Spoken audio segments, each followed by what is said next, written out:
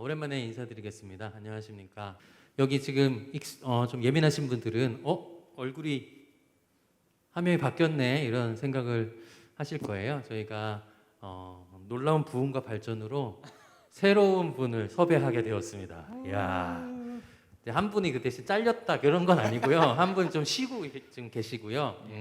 여러 가지 이유로 한 분 오셨는데 자기 목소리로 좀 자기 이름은 아니죠, 닉네임이랑 좀 각오 한마디 좀 부탁드려도 될까요? 네, 반갑습니다. 저는 이번 기회에 함께 합류하게 된 오리너구리라고 하고요. 오리너구리. 의미가 혹시 있나요? 뭐 네? 오리너구리라는 거에 의미가 오리너구리를 좋아합니다. 네. 네. 오리너구리 상으로 유명하신 우리 오리너구리 목사님. 그 신상이 좀 밝혀지는 거 아닐까요? 그렇게까지 디테일하게 오리너구리 닮았다고 얘기하면 이게 밝혀질 수도 네네네, 있으니까. 알겠습니다. 네, 그렇습니다. 저희 이제 함께하게 됐는데 느낌이 좀 어떠세요? 네, 저는 일단은 너무 많이 저를 꼬시셔 주시고 이렇게 들어오기만 하면 너무 좋은 것들이 기다리고 있다 이렇게 얘기해 맞아요. 주셨는데 오늘 갑작스럽게 이렇게 합류하게 돼서 참 영광이고 너무 기쁘고요. 전 다른 목사님들과 좀 다르게 그냥 교회 단위로 이렇게 들어온 게 아니라 개인 패널 자격으로 이렇게 들어오게 된 거라서 네. 더 또 약간 부담감도 있고 어려움도 있지만 다른 분들이 이제 교회에 매여서 못 하시는 말씀들을 토스를 해주시면 뭐 제가 이제 대신 한다든지. 왜냐면 든든하네요. 저는 오리너구리잖아요. 그죠? 오리너구리니까 오리너구리답게 잘 빠져나가면서 이렇게 해보고 또 해보도록 하겠습니다. 너무 이렇게 좋습니다. 얘기했는데 그냥 다음번에 못 나올 수도 있는 거잖아요. 네, 충분히 가능한 일입니다. 그러니까 여러분들 오리너구리입니다. 다음번에는 뭐 반갑습니다. 또 다른 걸로, 뭐 족제비 뭐 이런 걸로 나올 수도 있어요. 매달 동물 하나씩 바꿔 쓰시는 거 아니에요? 괜찮은 것 같아요. 괜찮은 것 같습니다. 네, 이상입니다. 잘 부탁드립니다, 여러분. 네, 감사합니다. 예쁘게 봐주세요. 네, 그리고 더 놀라운 소식은 이런 분이 두 분이 더 계시다는 거예요. 사실 오늘 지금 함께 하고 있는데 아직 저희 신비주의 좀 모드라서 아직 밝히지 못하고 있고요. 두 분이 더 합류하셔서 8분이시고요. 더 놀라운 사실은 두 분이 더 들어오실 수 있다는. 그래서 저희가 이제 10명의 사도가 됐습니다. 이제 그래서 제 이제 사실 목표는 12명인데 12사도. 그런데 이제 아직은 이제 10명 정도고 이제 서로 너무 길면 안 되니까 다음 다다이큐나 다음 촬영 때 이 두 분을 보실 수 있을 거예요. 지금은 좀 기다려 주시고 오늘 첫 번째 질문으로 들어가도록 하겠습니다.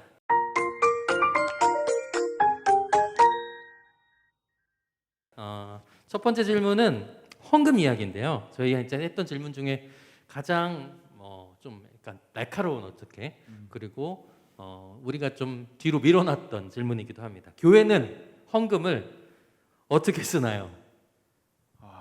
목사님 수입으로 다 들어가나요? 이거 진짜 궁금해하시는 사람분, 청년들 또 성도님들이 꽤 많으세요. 이걸 어떻게 가는지 좀 약간 선입견도 좀 들어 있을 수도 있을 것 같아요. 오늘 그 얘기를 좀 잠깐 짧게 하고 이렇게 헌금이 성도들의 헌금이 이렇게 돌아가는구나, 또 이렇게 교회 운영을 하는구나 이런 것들도 좀 알 수 있을 것 같아요. 자, 그러면 이제 헌금에 대한 얘기를 어떻게 시작해야 되죠? 자, 헌금 필요합니까? 거수해야 되나요? 네, 거수해야 돼. 은재리 목사님 헌금 필요하나요? 필요하죠. 그래요? 네. 헌금 왜 진짜 필요? 그런 질문을 제가 받은 적이 있어요. 네. 몇 년 전에 지금은 청년이 된 친구가 수련회 때 이렇게 진지하게 자기 혼자서 예상되는 교회 하루 헌금액을 계산해보고 곱하기 50일을 해가지고 금액을 계산한 다음에 이게 다 목사님 수입 아니냐고 되게 부러워하더라고요. 엄청난 부자로 받겠네요. 그래가지고 제가 이제 너가 계산한 게 틀렸고 더 많다. 1년 예산이 얼마다 하니까 당장 신학교 갈 것처럼 이야기해가지고 제가 현실을 이야기해줬습니다. 그러니까 신학교 안 갔습니다. 네, 결국에 신학교를 안 갔다. 헌금이 그 헌금엔 뭐 그 성경적인 근거나 이런 게 있는지 혹시 두 가지 좀 얘기 좀. 요즘에 성경 전문가시잖아요. 네. 성경 전문가 우리 PK 목사님 성경 전문가신데 예. 이 헌금이 성경에는 있나요, 도대체? 성경. 성서에 나와 있죠. 구약에도 있고 본 것 같은데. 있고, 네. 일단은 그 뭐 예언서 같은 거 보면 뭐 11조에 대해서 이야기도 하고 있고 네. 대놓고 말로 말라기 시작하는 그렇죠. 거죠. 말라기서에서도 보면 엄청난 11조에 축복을 부어준다고. 그렇죠. 네. 그런 얘기도 나와 있고 그리고 신약 성서에도 뭐 복음서 같은 데서도 예수님도 11조에 대해 언급하신 적도 있고 뭐 바울 서신 같은 데서도 헌금이라고 하진 않았지만 이제 연보라는 표현으로 뭐 오늘날 헌금과 되게 비스무리한 그러한 뭐 이야기를 하고 있죠. 네. 아, 네. 근데 이제 그 11조라는 게 옛날에는 돈이 없었을 때도 있잖아요. 그러면은 이제 그때는 다른 걸로 이제 내는 거잖아요. 그렇죠? 그렇죠.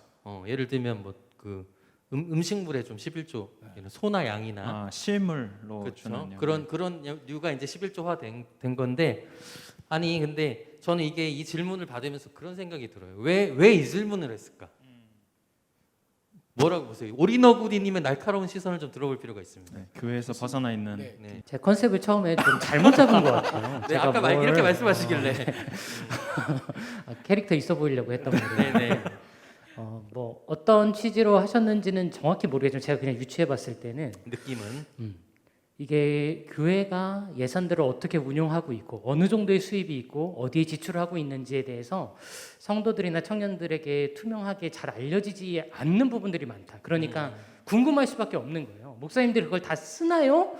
라는 포인트에 있다기보다는 헌금들이 제법 거치는 것 같은데 사실 그것에 대해서도 좀 회색지대기도 하고 그걸 어디에 쓰는지 정확하게 모르다 보니까 관심이 생길 수밖에 없는 포인트가 있을 수밖에 없다. 실무자들이나 사역자들이나 뭐 회계 담당자들이야 알고 있는데 그게 특히 청년 공동체는 공동의회도 없고 우리 청년 공동체 예산도 어떻게 사용하고 있는지 개입을 하지 않으면 알 수 없는 부분들이 있어서 궁금증이 당연히 생기는 수밖에 없는 구조이지 않을까 지금.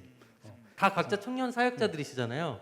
이렇게 약간 잘 공유하시는 편이신가요? 청년 부분은? 헌금 액수를요? 뭐 예를 들면 청년부 예산이라든지 헌금도 그렇게 많이 공개하는 것 같지는 않은데 약간. 근데 사실 일부러 숨긴다기보다는 음. 일단 전체 액수를 이제 그렇게 공개하진 않으나 방금 말씀하셨던 것 중에 또 생각해 보면 그 투명성이라는 게 포인트긴 한 것 같아요. 청년들에게 특히나 젊은 일단은 분들에게. 우리가 그런 얘기도 앞으로 뭐 성경적인 의미야 이런 얘기도 하겠지만 그것도 그건데 이 투명성이라는 부분이 정말 크다라고 느꼈던 이유는 평소에 하는 주일헌금이나 이런 것은 어떻게 쓰이는지 알 방법이 사실 많지 않거든요. 근데 저희 청년부만 해도 이 목적이 분명한 저희 교회에서 이제 정의헌금이라고 그 명명을 하는데 이 헌금은 우리가 명확하게 어떤 이웃을 위해서 사용될 거야라고 했을 때 그때 움직이는 어떤 움직임의 강도와 이렇게 내는 자원도는 완전히 달라요. 완전히 다른 걸 보고 이게 그 투명성이라는 물론 이제 거기에 가치도 느끼겠지만 내가 지금 이 내는 이 물질이 어디로 흘러가는가의 부분이 사실 청년들에게 굉장히 중요한 부분일 것 같다는 생각은 드는 것 같아요. 오케이, 그렇군요. 우선 좀 알아야 될 것은 우리가 처음에 11조 우리가 알고 있던 연보나 헌금은 이제 성경적으로 초반에 이스라엘 백성에서 시작됐던 거는 사실 생계를 위해서였죠. 어떤 제사장들이라든지 그러니까 레위 지파들은 땅이 없었기 때문에 그 땅이 없는 그거 대신 먹고 살 만한 것들이 하나도 없으니까 곡식이라든지 고기라든지 뒷다리살이라든지 이런 것들을 어떤 헌금의 형태로 주님께 드리면서 동시에 이렇게 제사장들이 땅을 받지 못한 것에 대한 어떤 보상으로 이제 주게 된 것이 연보인데 지금 시대에는 그것보다 조금 달라진 개념이 있어요. 왜냐면 우리 자본주의를 살고 있고 그러니까 그것이 돈이라는 재화의 형태로 들어왔기 때문에 그 재화를 어떤 방식으로 우리 교회가 운용하는지에 대해서 좀 먹고 사는 것 이외의 것들이 우리가 있잖아요. 예를 들면 선교라든지, 예를 들면 예배 물품이라든지. 근데 저는 이제 그런 면에서 회사랑 좀 마주 다르진 않다라고 생각해요. 왜냐면 인건비 들어가는 퍼센티지도 일반 회사의 인건비랑 좀 비슷한 수준으로 좀 흘러가는 것 같고요. 한 30-40% 정도. 그러니까 전체 예산의 한 30-40% 정도는 목회자나 직원 그리고 여러 이제 용역 이런 인건비로 들어가는 것 같고요. 비율에 따라 다르지만 나머지를 어떻게 운영하느냐. 예를 들면 여기 교회 예배당이 흘러가야 되는 운영하는 비용이라든지 그리고 또 선교 이제 나머지 퍼센트 중에서 선교나 다양한 사역비로 이제 우리가 들어가게 되는 거죠. 그 사역비 중에 하나가 이제 청년부 예산이 되는 거고 그럼 그 예산 안에서 우리도 또 운용해서 쓰는 거기 때문에 우리는 이제 그런 쪽이기 때문에 아마 좀 더 고민되시고 헷갈리시는 부분이 충분히 있을 것 같아요. 그럼 좀 민감한 질문을 11조 이거 꼭 11조. 해야 합니까? 11조. 11조 해야죠. 헌금 되게 많잖아요. 사실 그 중에 이제 그 중에 제일은 11조다라는 느낌이 약간 있는데 끝판왕이잖아요. 어렵기도 하고. 예. 요걸 어떻게 우리가 좀 받아들이면 좋을까요? 11조라는 그러니까 게. 저는 이제 그렇게 제가 이제 해석을 하는 것은 이게 좀 제가 알기로는 좀 첨예하게 또 이해가 나뉠 수 있다 생각이 들어요.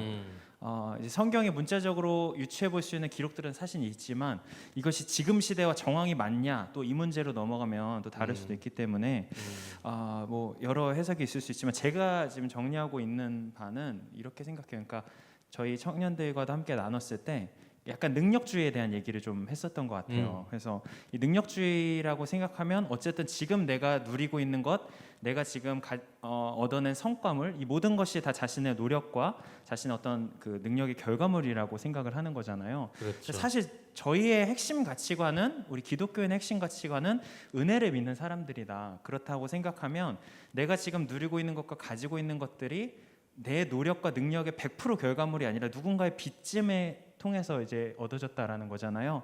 이렇게 이제 생각을 접근해 보면 어떻겠냐. 그래서 우리가 가지고 있는 것들이 하나님의 빚을 졌고 사람들의 빚을 졌고 주위에 우리가 다 알 수 없는 우연의 수많은 어떤 빚을 졌다면 우리가 가진 소유의 10분의 1을 우리가 주위 이웃과 나누고 하나님께 드리고 하는 부분에 있어서 이런 식으로 좀 해석해 보면 어떨까. 그래서 은혜의 가치를 기억할 때 우리가 여전히 이 시대에도 지켜야 되는 굉장히 중요한 가치인 것 같다, 유산인 것 같다. 11조 내면 이제 복 받는다 이런 얘기 많이 하잖아요. 그래서 이제 정말 11조 내면 무조건 복 받을까 이런 거에 대한 회의가 들 때도 있는데 무조건 뭐 기계적으로 복 받는다 하긴 어렵겠죠.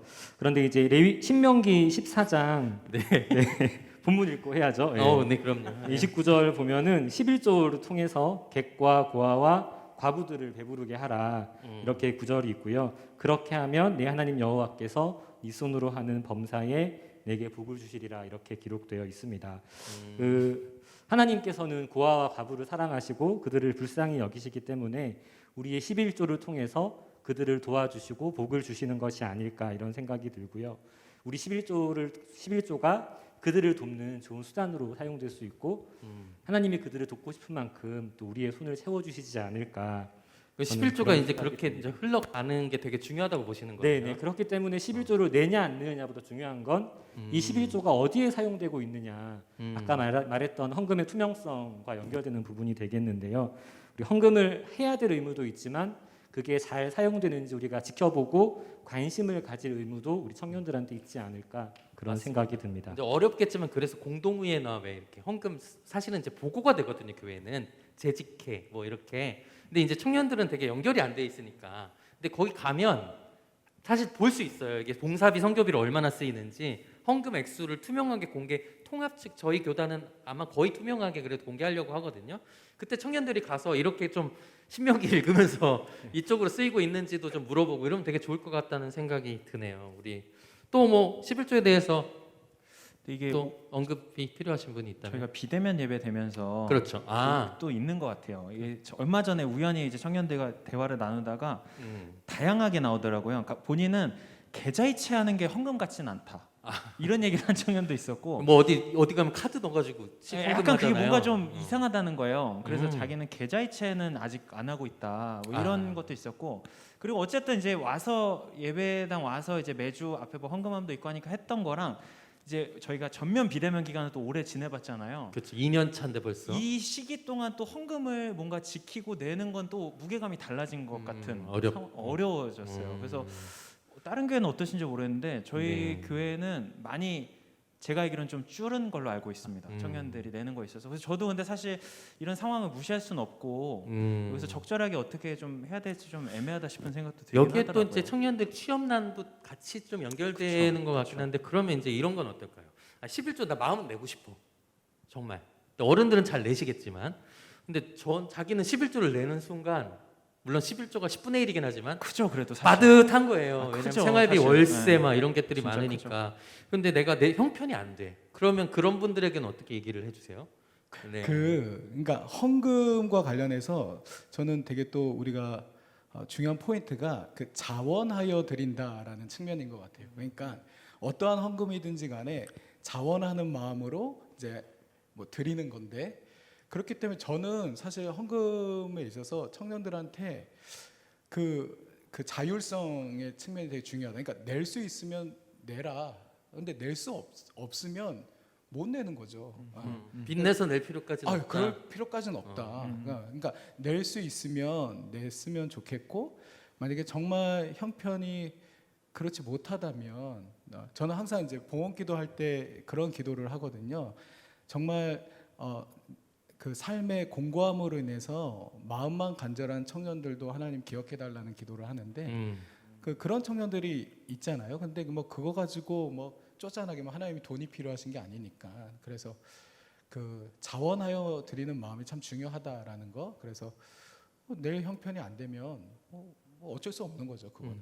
다만 이제 그건 있어요. 뭔가 그 뭐 이게 11조가 성경적이냐 아니냐만 사실 이거를 따진다는 것도 사실 조금 애매한 게, 사실 교회 안에서 성경적이지 않은 것들도 많이 하거든요. 이게 나쁜 의미에서가 아니라 그 고대 사회의 그런 어떤 막 그런 것들을 오늘날 우리 뭐 성경에서 돼지고기 먹지 말라 그래 놓고 안 먹는 건 아니에요. 안 먹는 거 아니잖아요. 우리 레이기 보면 그거 설교해 놓고 저녁에 삼겹살 구워 먹잖아요. 그렇잖아요. 어쨌든 그러니까 모든 걸 다 성경을 가지고 뭐 맞다 안 맞다 이렇게 하기보다는 어쨌든 한국 교회 내에 그 11조라는 어떤 문화, 어떤 뭐라고 표현해야 할까, 규례 뭐 이런 것들이 이제 보편화가 되어 있는데, 내가 낼 수 있는 형편이면 뭐 내라.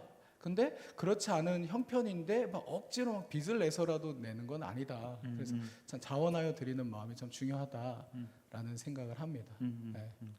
네. 사전 인터뷰랑 내용이 달라졌는데 네. 10에 3조 하시기 록펠러 바랍니다. 이야기 하셨는데 아까 네. 건물 지은 네. 11조의 비밀을 한 록펠러 꼭 읽으시기 바랍니다. 네, 그래도 맞습니다. 왜냐면 요즘 공채가 없어졌대요. 취업 우리 청년들 전부 수시로 바뀌고 얼마나 힘들겠어요. 저는 11조가 우리가 이렇게 청년 시절에 훈련할 수 있는 가장 높은 단계의 훈련 중에 하나라고 보거든요. 가장 최소 단위는 예수님이 정해주신 전 2랩돈, 우리나라 돈으로 1,000원이라고 생각하고요. 그 안에서 거기서 11조 사이에서 정말 훈련해보는 연습이죠. 왜냐하면 이때 훈련하지 않으면 월급이 늘어나고 이렇게 소득이 늘고 이러는 이제 중년 시절에 하나님 앞에 이렇게 선뜻 우리의 마음을 자원해서 드리기 쉽지 않다. 그래서 지금 사실 소득이 아주 많지는 않으니까 청년 시절에 이렇게 하나님께 드리고 그것이 좋은 데 쓰이는 걸 확인하고 그런 게 되게 중요한 연습이라고 생각하는데, 저도 11조 이상은 좀 너무 부담스럽지 않나 싶을 수도 있고, 뭐 교회 입장에서는 좀 아무래도 이제 하나님의 나라의 일을 더 많이 할 수 있으니까 좋긴 한데, 그래서 그런 훈련들을 이제 2랩돈과 11조 사이에서 좀 지혜롭게 끌고 가면 어떨까 이런 생각이 듭니다. 그래서 뭐 좀 마지막으로 그럼 혹시 이런 부분에 대해서 혹시 드리고 싶은 말씀이 있다면 누가 아무나 없나요? 오리너구리님 괜찮으신가요? 네, 그 뭐 나왔던 얘기들이랑 제가 은젤리님 맞으시죠? 젤리에 젤리. 은젤리님, 네, 은젤리님 말씀에 저도 되게 동의가 되는 포인트가 있어요. 헌금을 내는 거에 우리 윗세대 전통은 사실은 저희 어머니도 막 전날에 막 다리미로. 신권으로 바꿔 오시고 막 어차피 그 헌금 나한테 좀 내가 슈킹할 건데 슈킹이요? 오락실로 진짜 직행할 건데 그렇죠. 스트리트 나한테 파이터. 주시고. 네, 그렇죠. 킹오브하고 막 이럴 건데 막 그런 생각이 나는데, 그 청년들도 그리고 사람들도 되게 헌금하는데 어려움이 있는 큰 것 중에 하나가 이게 어떻게 좋은 곳에 사용되는지. 우리가 하나님께 드리는 거긴 하지만 사실은 용처는 대부분 성서도 보고 여러 가지 사례를 보면 하나님께 드리지만 사용처는 재분배의 역할을 더 많이 하는 거라는 생각이 들거든요. 그래서 교회들도 열심히 낸 헌금이 어떻게 좋은 곳에 흘러간다, 더 낮은 곳으로 흘러가고 있다, 이걸 통해서 살아나는 영역들이 있다는 걸 잘 알려주면 사실은 내는 사람의 마음가짐도 이건 하나님한테 무조건 드리는 거야, 원천징수야라는 마음보다는 이걸 냈을 때 어떤 경험을 하게 되는지에 대한 선순환이 생기지 않을까. 그렇죠. 그래서 내는 분들이 정성의 마음을 내시고, 교회 공동체나 청년 공동체, 청년 사역자들은 그 낸 헌금을 어떻게 좋은 곳에 사용하고 있는지 좀 잘 알려주는 게 양쪽이 균형이 맞아야 좀 잘 돌아갈 것 같다라는 생각이 네. 좀 듭니다. 저는. 네. 그래서 저희가 이제 저희 소속된 청년부부터 그런 것들을 잘 하면 좀 의미 있지 않을까 싶습니다. 오늘 뭐 재미없는 주제 잘 이끌어봤고요. 다음 주제로 이제 넘어갈 텐데, 다음 주제도 꼭 잊지 않고 봐주시면 감사하겠습니다. 여기까지 첫 번째 시간이었습니다. 수고 많으셨습니다. 안녕.